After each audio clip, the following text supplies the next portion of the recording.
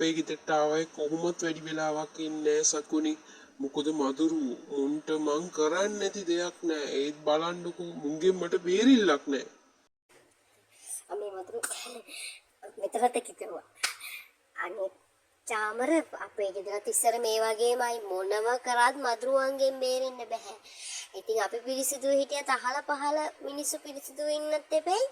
ඉතින් අපි මේ අපේ හොඳම දේ කලේ සමන්ත කියලා කෙනෙක් ඉන්න පස් කන්ට්‍රෝල් කරන. අපි යාට වැඩේ බාර දුන්නා. දැන් නම් අපේ ගෙදර මధుරු කරදරේ ඉවරයි. ඇත්තටම හරියනවද? ඕවනේ මුලදී මාත් විශ්වාස කරේ නැහැ. හැබැයි සමන්ත ගෙදරටම ඇවිල්ලා විශ්වාසවන්තව වැඩේ කරලා දෙනවා. විශ්වාසවන්ත සේවයක් නිසා අපි දිගටම එයාගෙන් සර්විස් එක ගන්නවා. ඒ වගේම තමයි හිතුවේ නැති වුණාට අපි මధుරුවන්ට කරන වියදම් බලනකොට එකපාර මේ වගේ දෙයක් කරගන්න එක හොඳයි. ඒගොල්ලෝ මధుරු බිත්තරත් විනාශ කරනවානේ. ඒ නිසා අපිට කාලයක් යනකම් මధుරු ප්‍රශ්න නැහැ. මං ඔයාලට කන්ටැක්ට් නම්බරේ දෙන්නම්. ඔයත් බලන්නකෝ. ඇත්තද? අනේ ලොකු උදව්වක් සකුනි. මේ මధుරුව නිසා මම මානසිකවත් වැටිලා ඉන්නේ. අනේ නම්බරේ දැම්ම කියන්නකෝ.